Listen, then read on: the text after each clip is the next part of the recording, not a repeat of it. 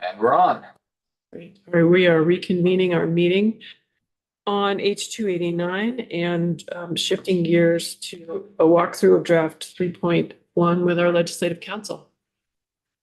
Hello, Ellen Tchaikovsky, Office of Legislative Counsel. Actually, surprise, 3.2. we're going to be working on 3.2. It was even a surprise to me. So we will be looking at draft 3.2, dated today's date at 1:37 p.m. Draft 3.1 is also posted on your website. You can see the one change that was made between the drafts. So we'll talk about that, but can anyone remind me where we were yesterday? Yes, I can. Quiz. Because I cannot remember. I say that we stopped at page 14. Yes. So that means we only got about halfway. Where would you like me to start? Well, I think it would be best, we don't need to walk through the entirety of the first 14 pages, but if there are changes to those, if you could. Okay. Go to those. Okay. Help us understand those. Sure. So the changes in this draft are highlighted in yellow. And so the first change in draft 3.2 is on page 3. This is in the definition of net metering system. So you will recall from the prior discussions that group net metering system under this language after January 1, 2025, no more group net metering. So there's new language on page related to this. So for a system that files a complete application for a certificate of public good after January 1, 2025, except for systems as provided in subdivision 2, generates energy through a single meter that will be used on the same parcel or a parcel adjacent to the parcel where the plant is located. So for a system that files a complete application for a certificate of public good after January 1, 2026, if the system that serves a multifamily building containing qualifying rental units serving low-income tenants, as defined under 32 VSA 5404 AA6, generates energy through a single meter that will be used on the same parcel as or as a parcel adjacent to the parcel. So I'll just state first, this draft has not been edited. I think the grammar on that needs some work, and that's partially my fault, but there was a request that I attempted to put into this section. I do not know if I captured it, but this is giving group net metering systems that serve multifamily buildings containing qualified low-income tenants an additional year to form group net metering systems. Representative Logan. Two questions. So this looks like multifamily buildings containing qualified rental units serving low-income tenants can continue to file a complete application for a certificate of public good after January 1, 2026. That's what.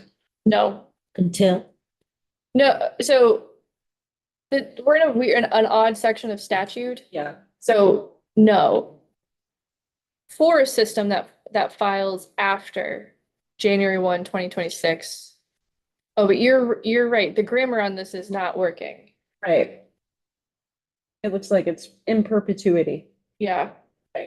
That's my first question. I have another one after we Okay. get through this. So this is on me. I was asked to draft this late last night and this doesn't work. So I think the request is to give affordable an extra year. So that's not what this says. That is the request. Until, okay.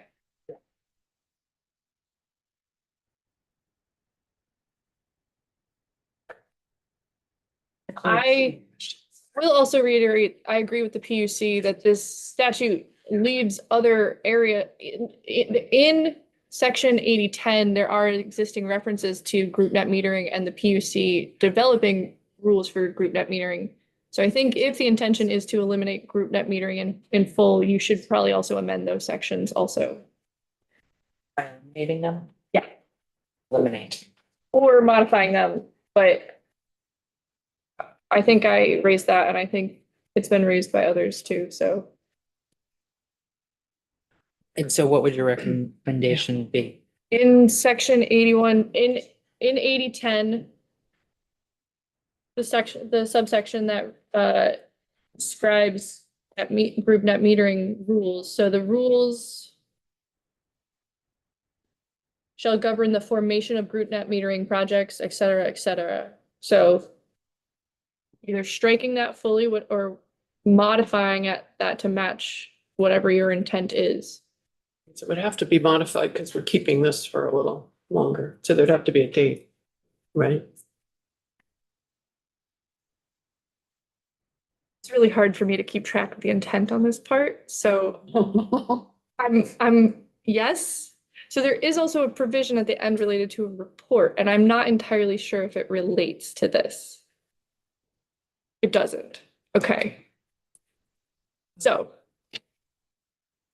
Dylan, do you have something to add? It does. Dylan Zwicky with Lincoln Nine Public Affairs on behalf of GMP. I think the intent of this language was the draft of 289 that had been introduced maybe last week ended offsite group net metering on January 1, 2025. The intent here, I believe, is to allow for developers of affordable housing to continue to access offsite net metering for an additional 12 months, after which point they would need to build net metering projects on site or an adjacent property. Oh. So this language is correct. I think that grammatically it may be a little, I had to read it 2 or 3 times myself. I think it accomplishes the intent, but it's. Right, because it says on the same parcel as or adjacent to. Key is the latter half of the. Thank you. You said, I have one more question go ahead. relevant to this. So am I correct that then we are eliminating all instances of on-site group net metering except for affordable housing? Because I wonder if that was our intention. I thought we were trying to eliminate off-site group net metering, not Yeah, all group net metering except for. the language in 3.2 may, I think, unintentionally limit development for that calendar year 2025 period to only on site. I don't think that was the intent.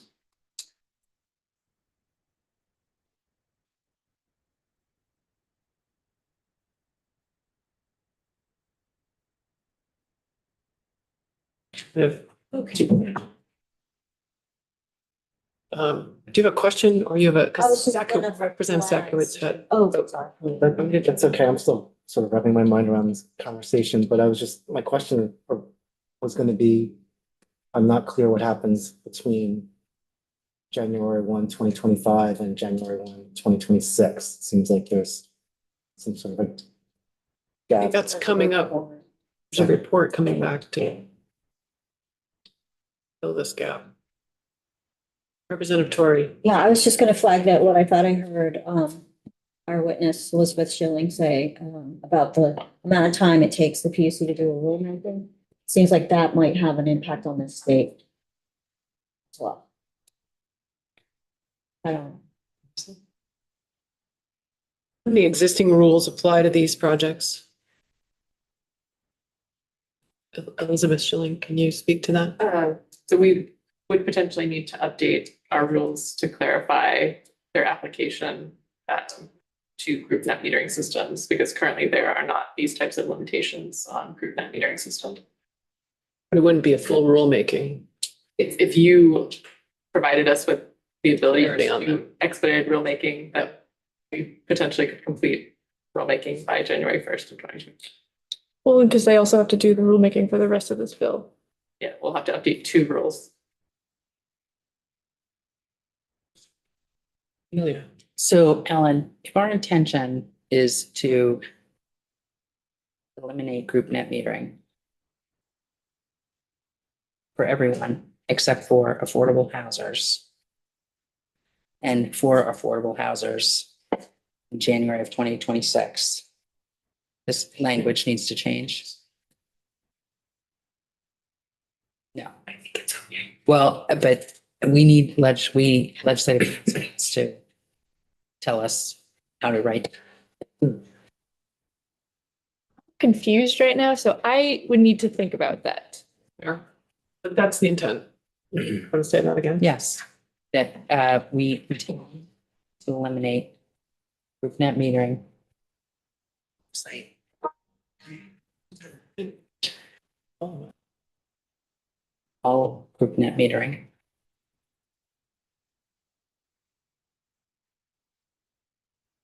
Except for affordable housers, which will go until January 2026.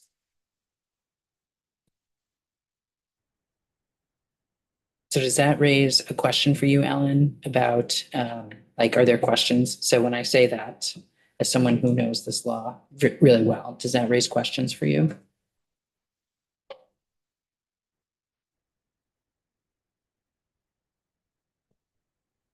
So I will just go back to what I said a minute ago, which is that there is provisions in 8010 Yes. spelling out group net metering is allowed. So there's also a definition in 8002 for group net metering systems. So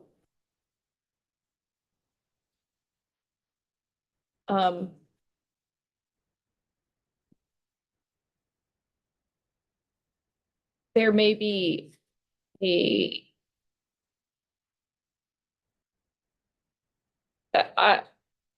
I would really need to think about this a little bit more. Representative Logan. Thank you, Chair. I've now read this several times and I think I understand what it's saying and that it seems to capture intent. And I just wanted to clarify that I believe that the intent is not to eliminate on-site group net metering. It's so on a parcel or a parcel adjacent to where the plant is located is permitted after January 1, 2025. This would be like, for example, a parcel where there are 3 small businesses that have solar panels on their parcel and potentially. I can see there being applications where you would want on-site group net metering, and I've been having this conversation over the last couple of weeks with the assumption that on-site net metering was still permitted. It's off-site group net metering that is the target of this change. That's correct.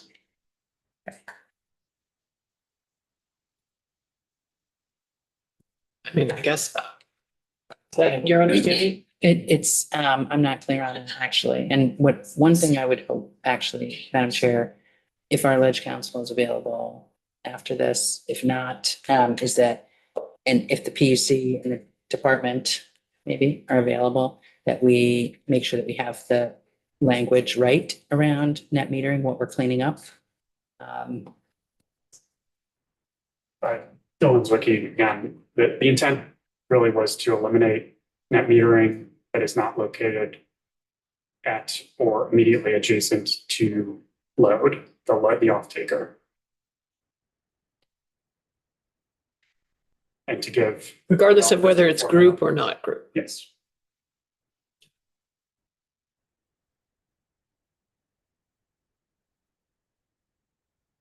Okay.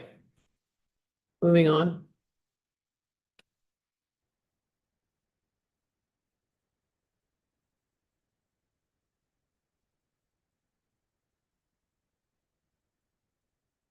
So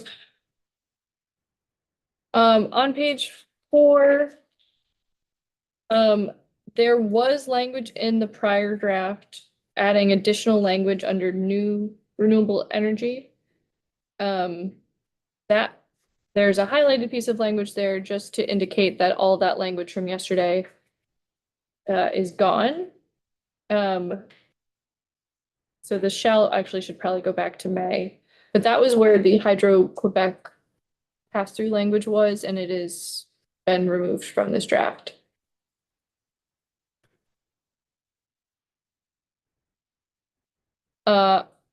Next on page 5, the definition of low-income customer has been changed to customer with low income.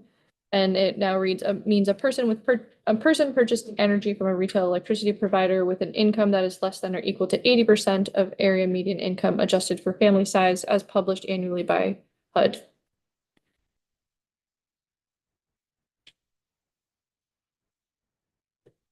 Next, in the definition of load, the reference to prior to January 1, 2025, load means the provider's electric sales that has been struck.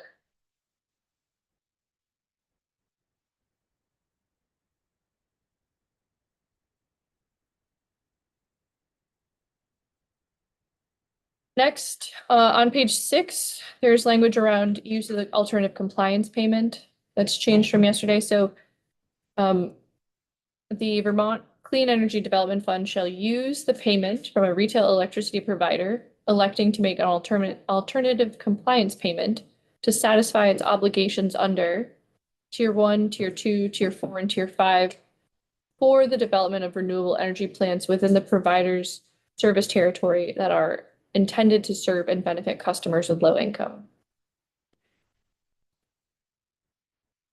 So this is a change from yesterday's language to make it more clear.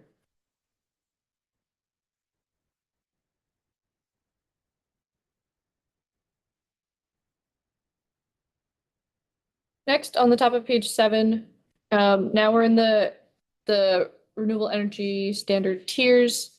So the sentence on page 7 is struck. We discussed that yesterday about the minimum statutory requirements.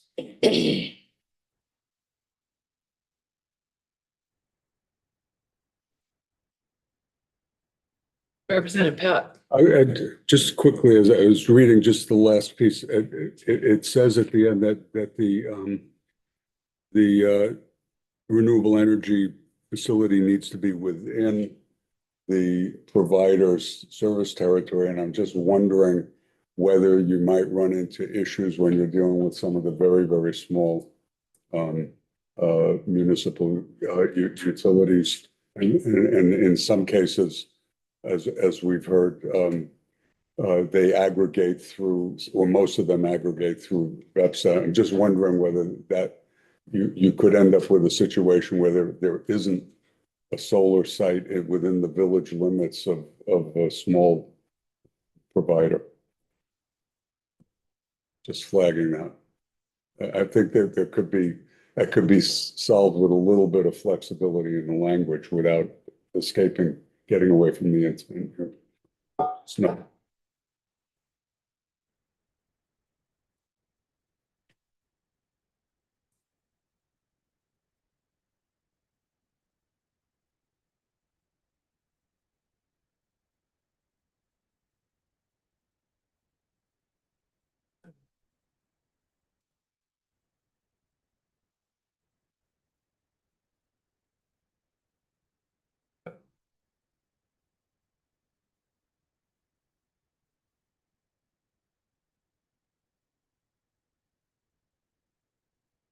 So next on page 10, So I know what, I think I get what Howard was talking about. You could just add if reasonably feasible. Perhaps. What would the effect of that be? That in a really, one of the little tiny municipal, if there's no way to do it. There's an easy fix to this if we understand the narrow situation you're trying to avoid. Think Never before used such an statute. Right. potentially small sum of money, so.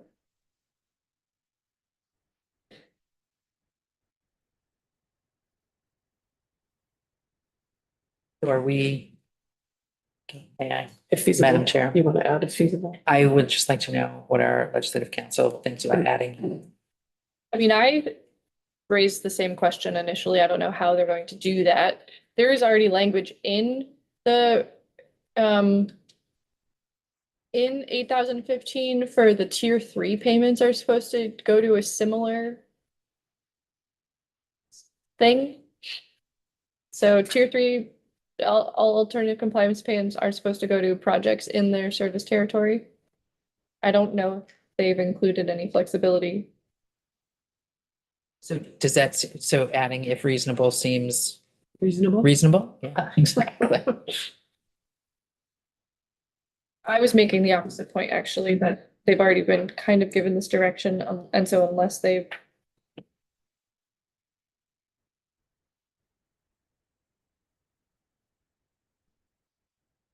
so here's what the language says in 8015. The fund, so this is for tier 3 compliance payments. The fund shall implement projects in the service territory of the retail electricity provider or providers making the alternative compliance payments used to support the projects. And in the case of a project delivered in more than one territory, shall prorate service delivery according to each provider's contribution. A provider shall not count it towards its required amounts under tier 3. So they don't necessarily even say reasonably feasible, but I guess we can add it if you think that helps.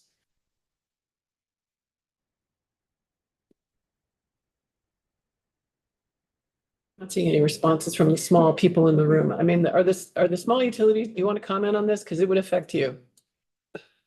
Jonathan Wolf from Piper, I guess, and Kramer on behalf of VETSA. I think if you want to add the flexibility in there, if reasonable, that's fine. It hasn't been raised as an issue. But if you want to give us some flexibility, we're always spoken to flexibility. We're small in members, but not in territory, so I don't think it would be an issue for us. Thank you. As long as our legislative council feels like it's doable, I just. It's fine, yes. Yes.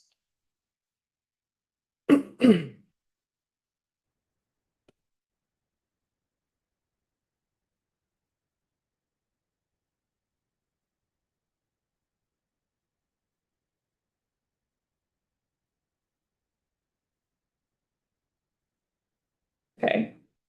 So on page 10, in tier 2,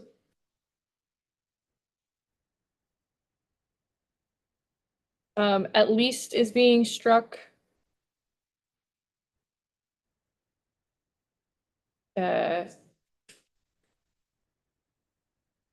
So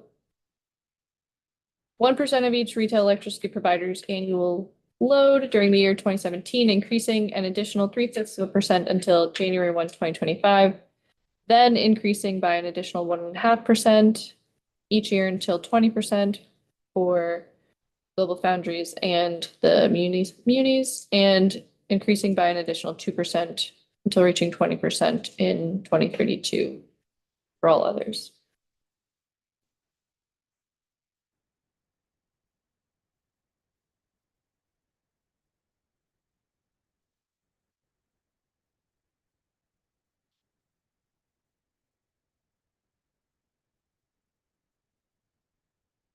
I'll just say I haven't done the math on that one.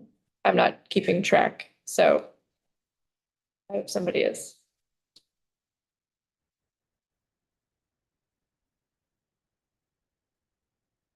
So then the next change is on page 19. This is in the section regarding the 100% renewable utilities. So we've talked about this before, but on page 19, in the prior drafts, it said that as of January 15, 2015, they owned an amount of renewable energy equal to or greater than 100% of the anticipated total retail electric sales in 2017 has been what it has been in the statute. In the prior draft, it had been changed to load. This is going back to retail electric sales. I do think this makes sense. This is a static date that has existed since this was enacted. So there had been the change was proposed to load because the definition of load had that retroactive provision in it. I think that is confusing and potentially problematic from a retroactive standpoint. I think this is much more clear.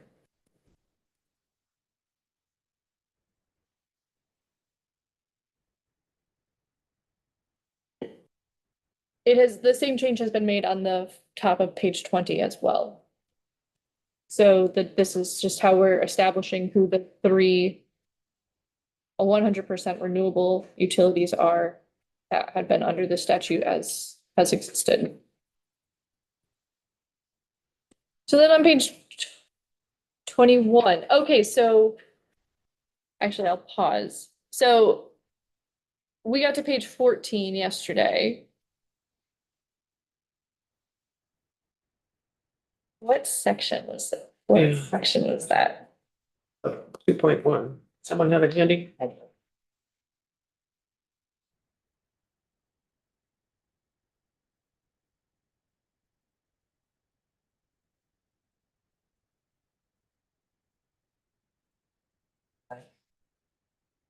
Tier 3.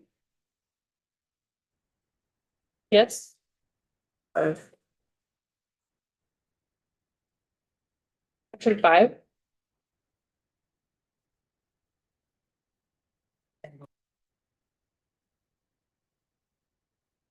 We didn't, What section is tier 3? well, it's in section 5. It's tier 3 in section 5. Yeah. Okay. Yeah. All right, so I'll back up a little bit.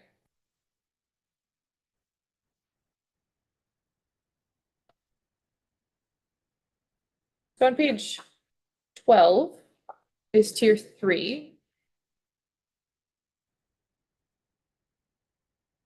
So tier 3 is energy transformation. One of the amount of required energy transformation isn't changing, except that it's changing from retail electric sales to load as the other sections have. Also, there was a request from VIPSA to change 6,000 to 7,000 customers. So the existing statute on page 12 reads, for energy transformation category, the required amount shall be 2% of each retail electricity provider's annual load during the year beginning on January 1, 2017, increasing by an additional 2/3% each subsequent January until reaching 12% on and after January 1, 2032. I think perhaps you may want to consider actually we should change January 1, 2017 to 2025. So that it's not retroactive.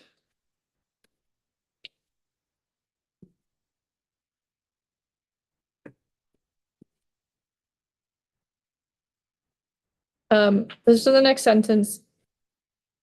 However, in the case of a provider that is a municipal electric utility serving not more than 7,000 customers, the required amount shall be 2% of the provider's load beginning on January 1, 2019, increasing by an additional 2/3% each subsequent January 1 until reaching 10 and 2/3% on and after January 1, 2032. Prior to January 1, 2019, such a municipal electric utility voluntarily may engage in one or more energy transformation projects in accordance with this subdivision 3. Well, in order to support progress towards Vermont's climate goals and requirements, retail electricity providers may, but shall not be required to exceed the statutorily required amounts up to and including procuring all available energy transformation category projects and measures. The Commission shall not hold imprudent any retail electricity provider expenditure to support energy transformation projects or measures based on the expenditure being above and beyond what is statutorily required, provided the projects and measures otherwise comply with with statute and commission rules. So this is the provision that is letting the utilities do more tier 3 without being held imprudent. Which we just took testimony on.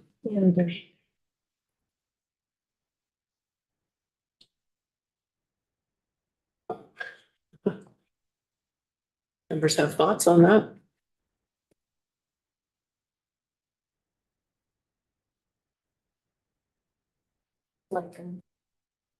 Oh, TJ Poor, did you have a thought on that? Sure, similar to what Ms. Schilling said earlier, I think the imprudent portion of this is a challenge. It basically is a blank check to utilities to do what you want. Think of district heat as an eligible tier 3 measure as an example. And in this case, the utility could support district heat and not have any cost effectiveness requirement or not, with whatever ratepayer funds it wanted to without the commission being able to say it was imprudent to make that investment for your ratepayers. So we definitely would have some issue of not having any, and that I just use that as one example because it's an easy one to kind of wrap your head around. That could happen with any other type of measure as well. And so we'd like that, if cost effectiveness language is in there and then the ability for the commission to still have a prudency determination, they should be able to keep that. So just wanted to give you a sense of the implications of what that might be.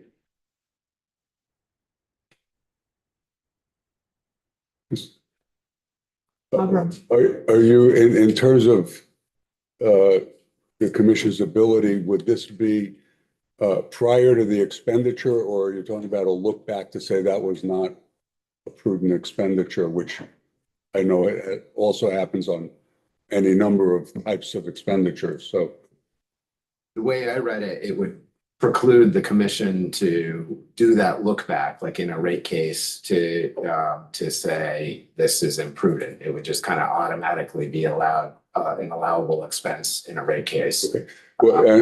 Well, thank you. And what I'm getting at is that you wouldn't necessarily be investigating beforehand every single expenditure, but you could say, wait a minute, that was not prudent what you did in that case, in that situation. That's correct. And I just to second what the PUC said earlier, I think that this is already allowed right now to go over your required amounts.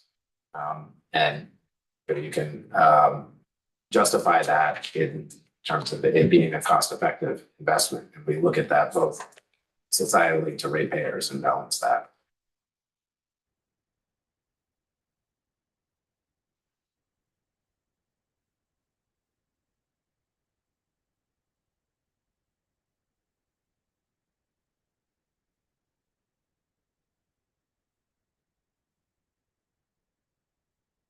Yeah. What was the rationale for putting it in that language? Because steering make sense, I think, but what's the rationale for putting it in the first place? What wasn't? Representative Scalia. Madam Chair, I believe this is part of what came through in a stakeholder. I think I need to track this down. Yeah, this one seems imprudent. Potentially, we should find out more about it.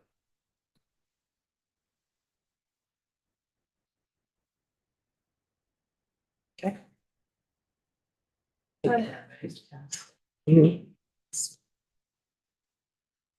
So on page 13. Cricket with gas. Oh, wait. That's the dates. Yeah, do you want to go back? Do you want to stay on tier 3 for a minute? Oh, Amber, with me. can you talk to us about tier 3?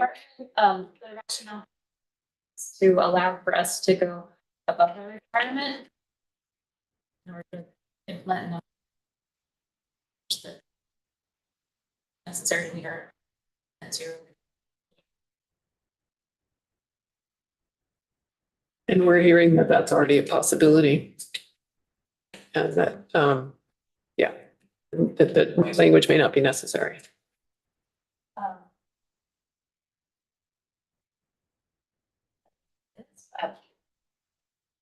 So can you speak, may I? So, so the concern that we're hearing from both the department and the commission is around the commission's inability to hold something as imprudent. So can you add any more depth to that? Do you think that do you feel that that language is really necessary in there? If so, can you give any more detail as to why? Yeah, I don't know that I can elaborate much more. Just, I know that we wanted the ability for it to not be held. So is that the cost calculations would still be involved. It would just take away the ability to hold it in prudent. Okay. Yeah. I'm sorry, if you don't have the answer to this question, well, so here's the answer to the question. So if we take this language out, can you explain how that will impact? I believe it would prevent us from doing, it would set a ceiling for the number of measures we could implement. Without the PUC. Sorry, do you want to call it PUC? If you're finished, I don't want to cut you off. Yes. Elizabeth Schilling. Right, so if you just remove this language, it wouldn't set a ceiling on the amount of measures, so they can do more than they're required to in a year and bank those additional credits for future years' use. What this imprudent language is doing is removing the alternative compliance payment ceiling, like that's the maximum they can spend per megawatt hour equivalent of fossil fuel reductions. And so this would allow a utility to spend, $150 per megawatt hour equivalent rather than, I think it's probably like 70 is the cap or something around there. So like, it just really takes any limit on the spending per megawatt hour away. And maybe they should be allowed a little bit more room, but having some type of cap, I think is important.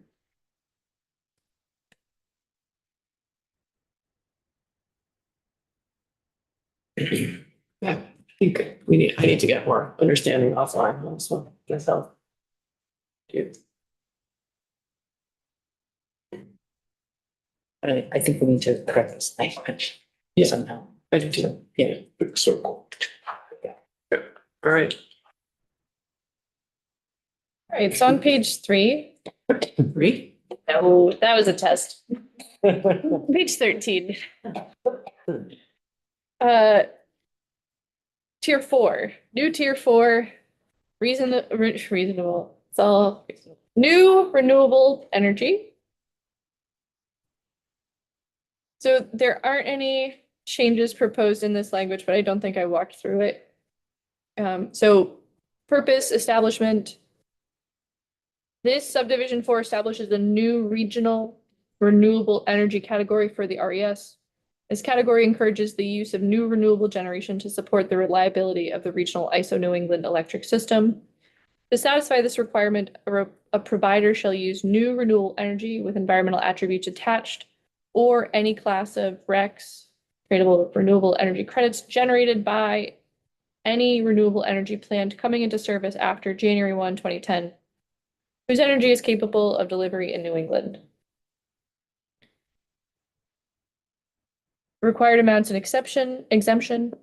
A retail electricity provider that is 100% renewable under subdivision B1 of this section shall be exempt from any requirement for new renewable energy under this subdivision 4. For all other providers, the amount of new renewable energy required by this subsection shall be for a retail electricity provider with 75,000 or more customers, the following percentages of each provider's annual load: 4% beginning on January 1, 2027. Onto page 14. 10% beginning on January 1, 2030. 15% on and after January 1, 2032. 20% on and after January 1, 2035. If the commission determines in the report required under subdivision 8005BV4 of this title that it is reasonable to expect that there will be sufficient new regional renewable resources available for a provider to meet its requirement under this subdivision 4 at or below the alternative compliance rate, payment rate laid out in subdivision 800553I of this title during a year beginning prior to January 1, 2035. The commission shall require that provider to meet its requirement under subdivision 4 in the earliest year the commission determines it can, provided that the provider shall not be required to meet the requirement prior to the year starting January 1, 2032. So there is a report required later in this bill, I believe by December 2028, where there will be an evaluation of whether or not there are sufficient new regional renewables available to meet 20% of the load required under this tier. If there is, they're supposed to meet it at the earliest possible year, but not before 2032.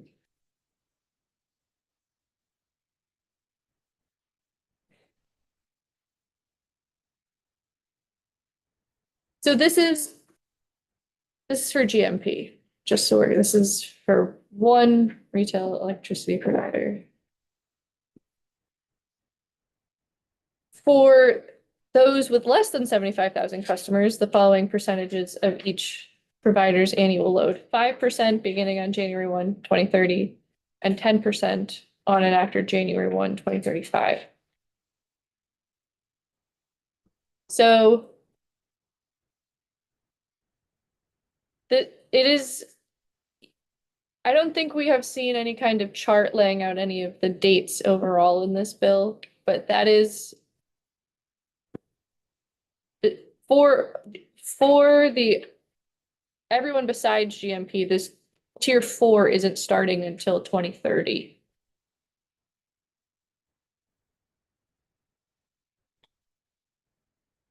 For GMP, it's starting in 2027.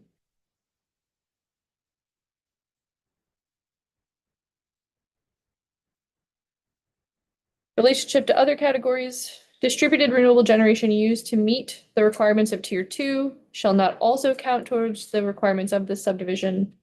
An energy transformation project under tier 3 shall not count towards the requirements of this subdivision. On to page 15, single customer provider. If a retail electricity provider with one customer taking service at 115 kilovolts has not satisfied the distributed renewable generation requirements of subdivision 2 of this, so tier 2, on property owned or controlled by the customer as of January 1, 2024, and the cost of additional distributed renewable generation would be at or above the alternative compliance payment for the distributed renewable generation category, or meeting that requirement with new renewable energy on its property would be economically infeasible, that provider may satisfy the requirements of tier 2 with an equivalent amount of increased new renewable energy as defined in this subdivision. And then there is language struck here, provided that the cost of the additional distributed renewable generation would be at or below the ACP for the distributed or economically infeasible. So that's been struck.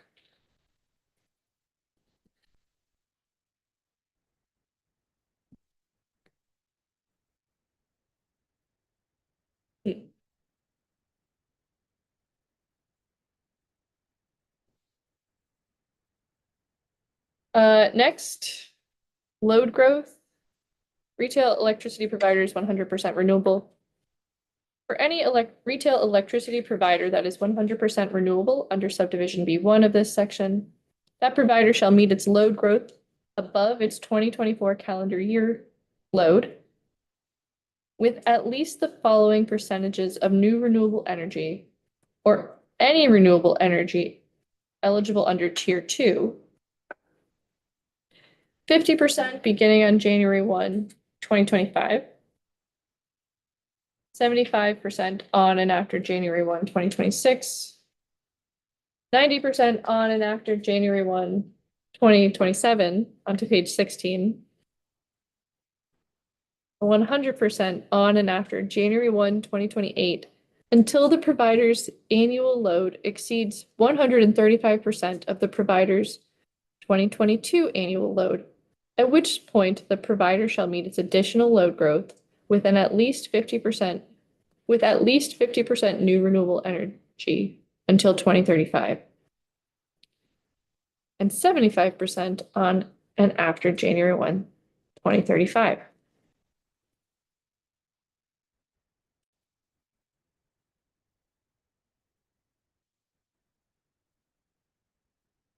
So on page 16, line 7, for a retail electricity provider with 75,000 or more customers, and for each provider, excluding a provider that is 100% renewable under subdivision B1,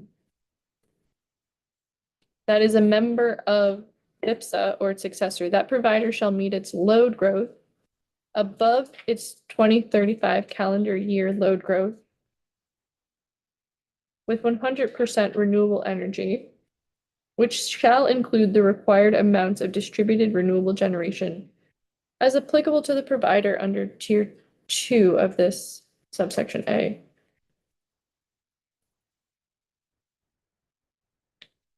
On petition of a retail electricity provider subject to the load growth requirement of subdivision A5 of this subsection, the Commission may, for a given year, allow the provider to employ existing renewable energy with environmental attributes attached or RECs from an existing renewable energy plant to satisfy all or part of the load growth requirement if the provider demonstrates that, after making every reasonable effort, it is unable during that year to meet the requirement with energy with environmental attributes attached or RECs from qualifying new renewable energy plants.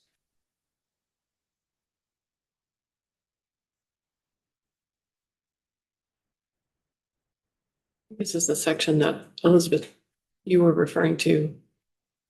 Double counting happening? No? Oh, okay. In the wrong place. Yeah, I think she was talking about the net metering 1.0 RECs. Yeah, exactly. That's later on. That's later. Behind the meter, is that what that was? No. Okay. So on page 17, to demonstrate this inability, the provider shall at a minimum timely issue one or more subsequent requests for proposals or transactions and any additional solicitations as necessary to show that it is unable to obtain sufficient ownership of environmental attributes from new renewable energy to meet its required amounts under the subdivision at a cost that is less than or equal to the applicable alternative compliance rate for the load growth category.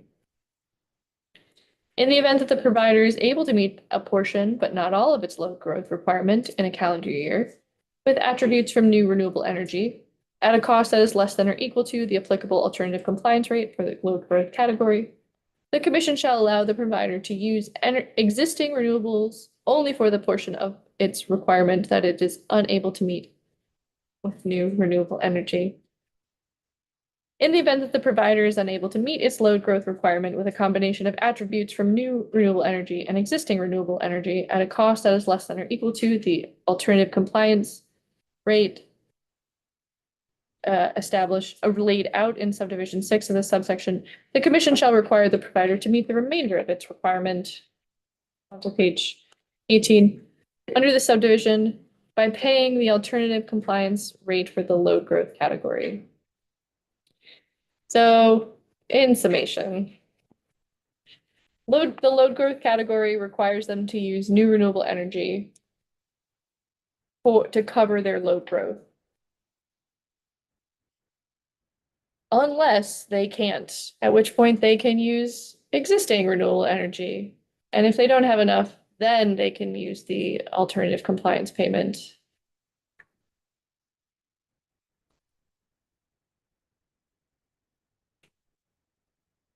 So on page 18. Oh, this maybe should be highlighted. Did I? Notwithstanding any other provision of law to the contrary, any additional energy available to a retail electricity provider that is 100% renewable under B1. Yes, this is what I wrote at 1:37 p.m. Under agreements approved or authorized by the PUC in its April 15th, 2011 order issued in docket 7670, petition of 20 Vermont utilities and the Vermont Public Power Supply Authority requesting authorization for the purchase of 218 megawatts and 225 megawatts of electricity shall also be eligible to meet the requirements laid out in the load growth category, provided that such additional energy does not exceed 2 megawatts, and further provided that a retail electricity provider exercises its right to such energy on or before January 1, 2025, or for no longer than through December 31st, 2038. January 1, 2028. Sorry. So you have seen this language in the prior draft, but it was in a different location in the bill. So that's probably why it's not highlighted here, but it should have been highlighted, but I did it, an hour ago. So it's being moved here because the intent is that this energy would only be used for the load growth requirement of WEC. WEC? Yeah. Okay. Cecilia. Yeah, I would just note that it was inadvertently excluded in 3.1. So that's why we get here. Do you have a question, Representative Pat? You good? No. Oh, okay.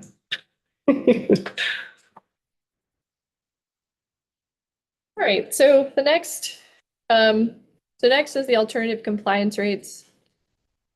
So on page 19, so there's been these alternative compliance rates in statute. For tier 1, it's 1 cent per kilowatt hour, and for tier 2 and 3, it's 6 cents per kilowatt hour. But then it goes on to say the commission shall adjust these rates for inflation annually starting on January 1, 2028 using the CPI. So then on page 19, there's the language is being added. For the new renewable energy and load growth requirements, it shall be 4 cents per kilowatt hour annually commencing on January 1, 2025, with calculations for inflation beginning on January 1, 2023. That last clause is confusing to me, but if the people calculating it understand it, I think that's what's important. So as long as you're good, great.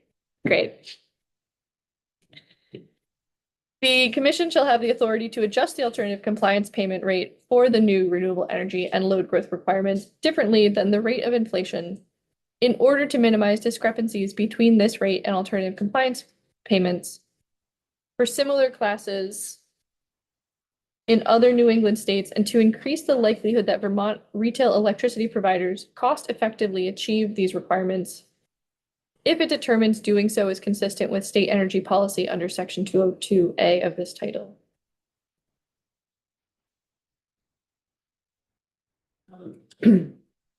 So we were planning to be done by 3:30. We're not going to be done by 3:30 if we keep soldiering on. So what I'd like to do is take a 5-minute break, come back, and then try and get through the bill this afternoon. Okay. 5 minutes. Why are you looking at me?